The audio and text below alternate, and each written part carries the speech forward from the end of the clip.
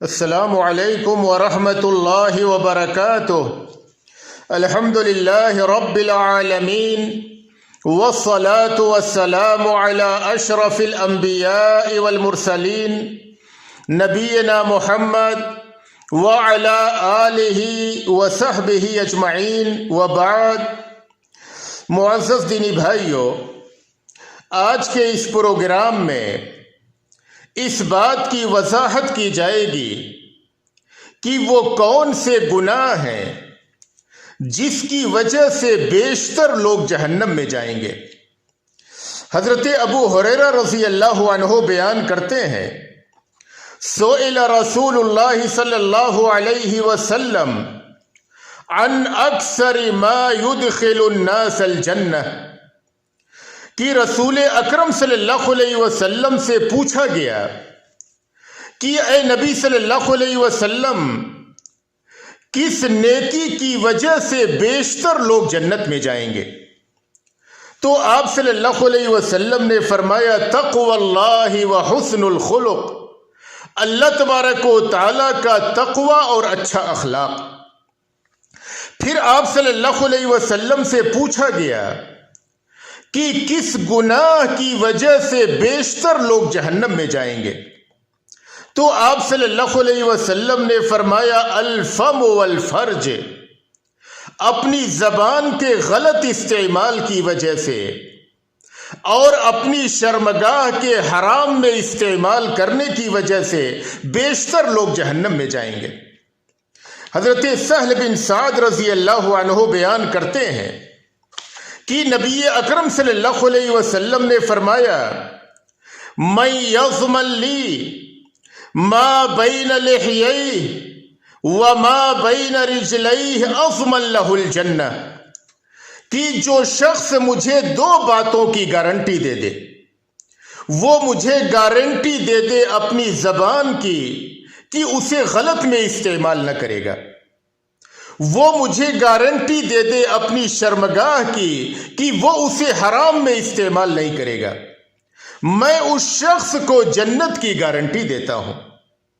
امام ابن بطال رحمہ اللہ اس حدیث کی شرح میں لکھتے ہیں، اس حدیث سے پتہ چلا کہ دنیا میں ایک مسلمان کے لیے سب سے بڑی آزمائش اس کی زبان اور شرمگاہ ہے۔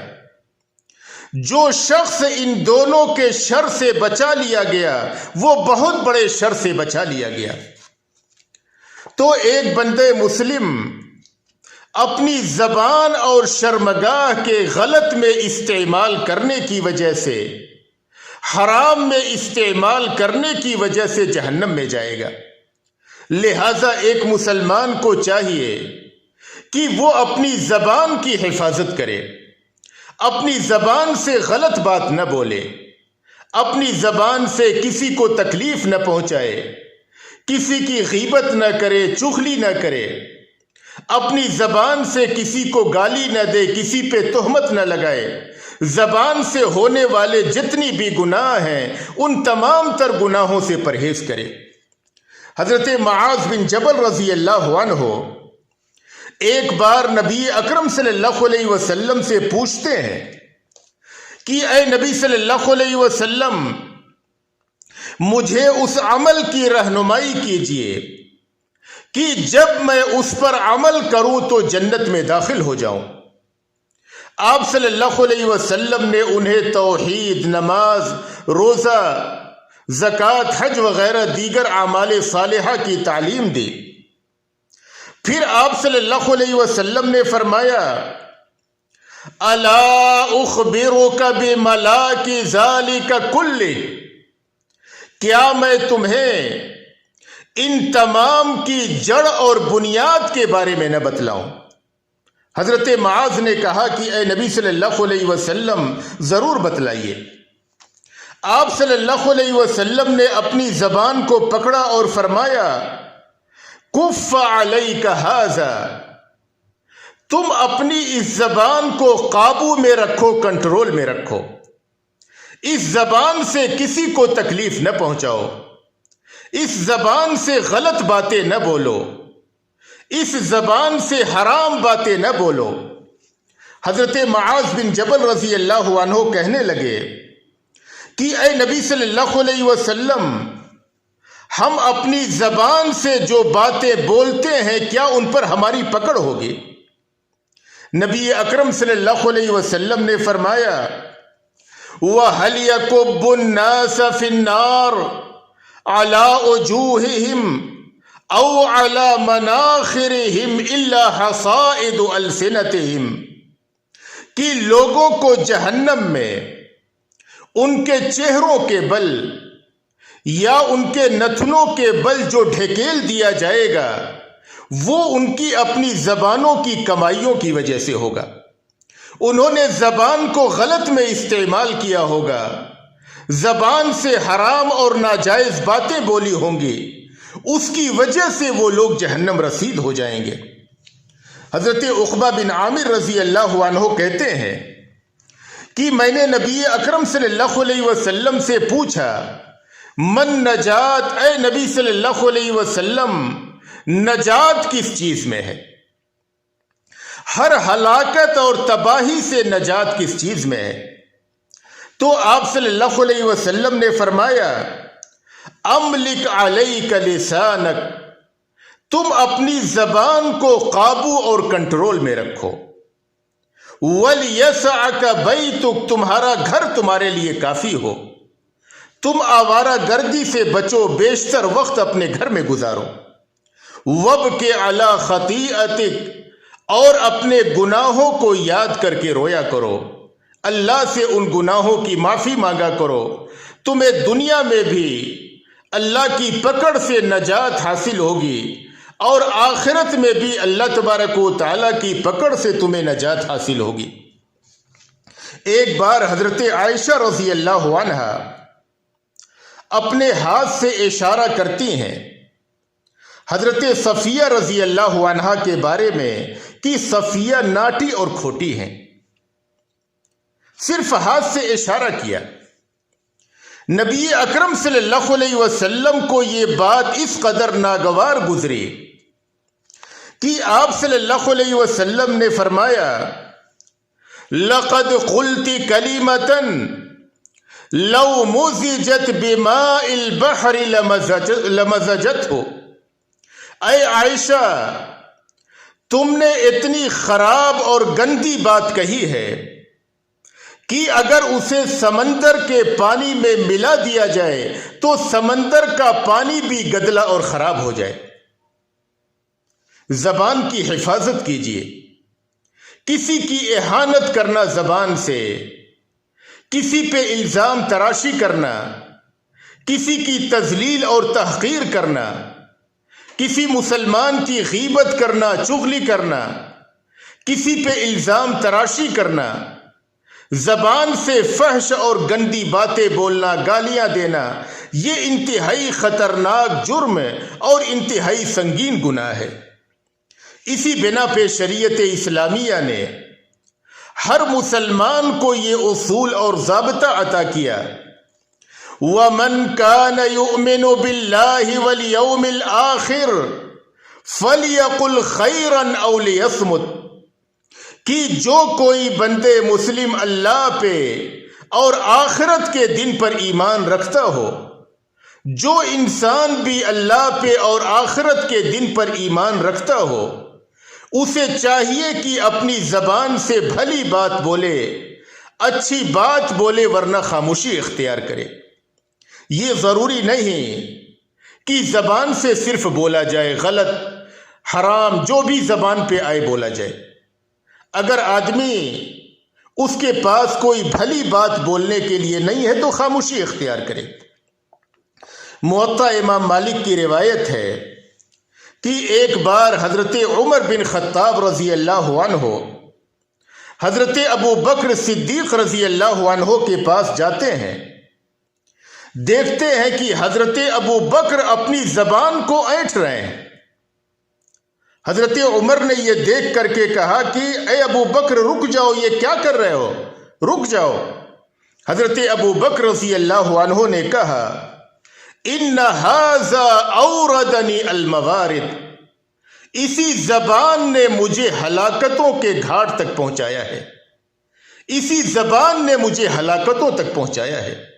آپ ذرا غور کریں، یہ ابو بکر صدیق رضی اللہ عنہ جو انبیاء کے بعد اس امت کے سب سے افضل شخص ہے، جو ہمہ وقت اپنی زبان کو اللہ کے ذکر سے تر رکھتے تھے، ہمہ وقت نبی اکرم صلی اللہ علیہ وسلم سے احادیث کے سننے میں اور آپ صلی اللہ علیہ وسلم کی خدمت میں لگے رہتے تھے، وہ اپنی زبان کے تعلق سے اس قدر ڈر رہے ہیں، تو ہمیں کس قدر احتیاط کی ضرورت ہے۔ ہم اس وقت بیشتر مسلمانوں کا یہ حال ہے، زبان سے جھوٹ بھی بولتے ہیں، گالیاں بھی بکتے ہیں، تہمتیں بھی لگاتے ہیں ایک دوسرے کو، اور عموماً مسلمانوں کی زبانیں اللہ کے ذکر سے خاموش ہیں۔ تو ایسے وقت میں ہمیں اپنی زبان کی حفاظت کرنے اور اسے اللہ تبارک و تعالیٰ کے ذکر میں لگانے کی کس قدر ضرورت ہے۔ تو سب سے پہلا گناہ جس کی وجہ سے بیشتر لوگ جہنم میں جائیں گے، وہ زبان کی حفاظت نہ کرنا ہے، زبان سے حرام اور غلط باتیں بولنا ہے۔ دوسرا گناہ جس کی وجہ سے بیشتر لوگ جہنم میں جائیں گے، وہ اپنی شرمگاہ کو حرام میں استعمال کرنا ہے، زنا کا ارتکاب کرنا ہے۔ اللہ نے قرآن کریم میں اس کی حرمت کو بیان کرتے ہوئے فرمایا، وَلَا تَقْرَبُوا الزِّنَا إِنَّهُ كَانَ فَاحِشَةً وَسَاءَ سَبِيلًا، تم زنا کے قریب بھی نہ پھٹکنا، کیونکہ وہ بہت بڑی بے حیائی ہے اور بہت ہی بری راہ ہے۔ اللہ تبارک و تعالیٰ نے یہ نہیں فرمایا کہ تم زنا نہ کرو، اللہ نے کہا کہ زنا کے قریب بھی نہ جاؤ، یعنی معنی یہ ہوا کہ جو زنا کے دوائی اور اسباب ہیں، جو چیزیں آدمی کو زنا تک پہنچا سکتی ہیں، انہی چیزوں سے ایک مسلمان کو پرہیز کرنا ہے۔ یعنی مثال کے طور پہ اجنبیہ عورت سے بات چیت کرنا، اس کے ساتھ تنہائی اختیار کرنا، اس سے مصافحہ کرنا، اس کی جانب دیکھنا، یہ تمام چیزیں جو زنا کے دوائی اور اسباب میں سے ہیں، اس سے ایک مسلمان پرہیز کرے تاکہ وہ زنا جیسے سنگین جرم اور خطرناک گناہ میں ملوث نہ ہو جائے۔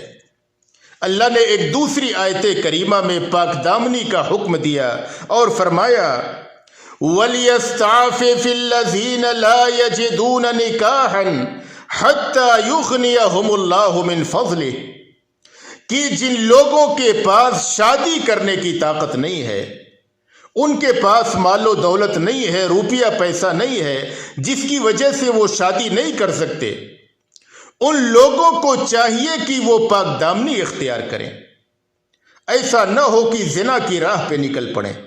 ان کو چاہیے کہ پاک دامنی اختیار کریں، یہاں تک کہ اللہ تبارک و تعالی انہیں اپنے فضل و کرم سے بے نیاز کر دے۔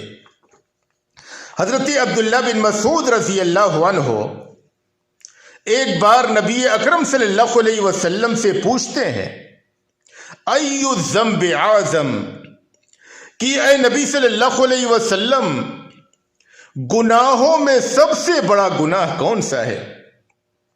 تو آپ صلی اللہ علیہ وسلم نے فرمایا، ان تجعل للہ ندا وہو خلقک، سب سے بڑا گناہ یہ ہے کہ تم اللہ تبارک و تعالیٰ کا شریک اور ساجی پکارو جبکہ اسی اللہ نے تمہیں پیدا کیا ہے۔ حضرت عبداللہ بن مسعود رضی اللہ عنہ نے پوچھا کہ اے نبی صلی اللہ علیہ وسلم، اس کے بعد بڑا گناہ کون سا ہے؟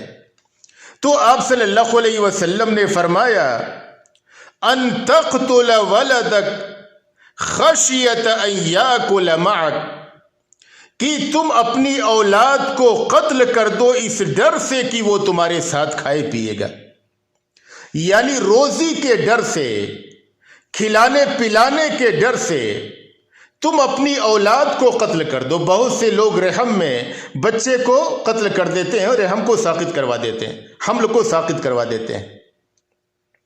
اس ڈر سے کہ کہاں سے کھلائے پلائیں گے، اور وہ اس بات سے غافل ہو جاتے ہیں کہ رزاق اللہ تبارک و تعالیٰ کی ذات ہے، اور اللہ تبارک و تعالیٰ جس مخلوق کو بھی دنیا میں بھیجتا ہے اللہ تبارک و تعالیٰ نے اس کی روزی کو لکھ دیا ہے۔ پھر حضرت عبداللہ بن مسعود نے پوچھا کہ اے نبی صلی اللہ علیہ وسلم، اس کے بعد بڑا گناہ کون سا ہے؟ تو آپ صلی اللہ علیہ وسلم نے فرمایا ان تزانی حلیلۃ جارک، کہ تم اپنے پڑوس کی بیوی کے ساتھ زناکاری کرو، یہ بہت بڑا گناہ ہے۔ تو زناکاری بذات خود ایک سنگین گناہ ہے، اور اگر کوئی مسلمان پڑوسن کے ساتھ اپنے پڑوس کی بیوی کے ساتھ بدکاری کرتا ہے یہ اس سے بھی بڑا سنگین جرم ہے اور اس سے بھی بڑا خطرناک گناہ ہے۔ حضرت سمرہ بن جندب رضی اللہ عنہ بیان کرتے ہیں کہ نبی اکرم صلی اللہ علیہ وسلم بیشتر نماز فجر کے بعد صحابہ سے پوچھتے تھے کہ تم میں سے کسی شخص نے کوئی خواب دیکھا ہے؟ اگر کسی نے کوئی خواب دیکھا ہوتا تو وہ بیان کرتا۔ ایک دن نبی اکرم صلی اللہ علیہ وسلم نے نماز فجر کے بعد اپنا خواب بیان کیا۔ آپ صلی اللہ علیہ وسلم نے فرمایا کہ رات میں خواب میں میرے پاس دو فرشتے آئے، انہوں نے مجھے اٹھایا اور کہا کہ چلو۔ نبی اکرم صلی اللہ علیہ وسلم کہتے ہیں کہ میں ان دونوں کے ساتھ چل پڑا۔ آپ صلی اللہ علیہ وسلم فرماتے ہیں کہ ہمارا گزر ایک ایسی جگہ سے ہوا، ایک ایسی کھاہی تھی جو تندور کی طرح سے بنی ہوئی تھی، اور اس کے اندر بہت زیادہ شور ہنگامہ تھا، اس کے اندر سے بہت زیادہ آوازیں آ رہی تھیں۔ آپ صلی اللہ علیہ وسلم فرماتے ہیں کہ جب ہم نے اس تندور کے اندر جھانک کر کے دیکھا تو اس میں ننگے مرد اور ننگی عورتیں تھیں۔ نبی اکرم صلی اللہ علیہ وسلم کہتے ہیں کہ میں نے ان دونوں فرشتوں سے پوچھا کہ یہ کون لوگ ہیں؟ تو ان دونوں نے بتلایا کہ یہ زنا کرنے والے مرد اور زنا کرنے والی عورتیں ہیں۔ اور ایک دوسری روایت میں ہے کہ آپ صلی اللہ علیہ وسلم نے فرمایا کہ ہمارا گزر ایک ایسی قوم کے پاس سے ہوا کہ وہاں سے سخت ترین بدبو آ رہی تھی۔ بدبو ایسی تھی جیسے کہ لیٹرنگ سے بدبو آتی ہے، اس طریقے کی بدبو آ رہی تھی۔ نبی اکرم صلی اللہ علیہ وسلم نے ان فرشتوں سے پوچھا کہ یہ کون سے لوگ ہیں؟ فرشتوں نے کہا کہ ہؤلاء الزانون والزوانی، یہ زنا کرنے والے مرد اور زنا کرنے والی عورتیں ہیں۔ ہر مسلمان اس خطرناک گناہ سے اپنے آپ کو بچائے۔ یہ بدفعلی اور بدکاری، زناکاری کا یہ گناہ انتہائی خطرناک گناہ ہے، ایک مسلمان کو جہنم میں لے جانے والا گناہ ہے۔ تو مسلمانوں کا ایک بہت بڑا طبقہ، ایک بہت بڑا گروہ جو جہنم میں جائے گا، وہ اپنی زبان کے غلط استعمال کی وجہ سے اور اپنی شرمگاہ کے حرام میں استعمال کرنے کی وجہ سے۔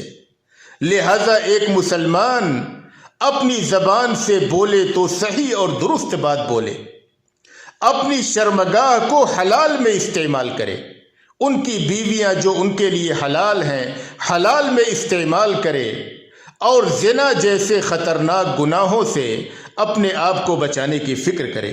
اللہ تبارک و تعالیٰ سے دعا ہے کہ اللہ تبارک و تعالیٰ ان گناہوں سے ہمیں بچنے کی توفیق عطا فرمائے، اور جب تک اس دنیا میں رکھے ایمان و اسلام پہ رکھے، اور جب ہمارا خاتمہ ہو ایمان و اسلام پہ ہو۔ وآخر دعوانا ان الحمد للہ رب العالمین۔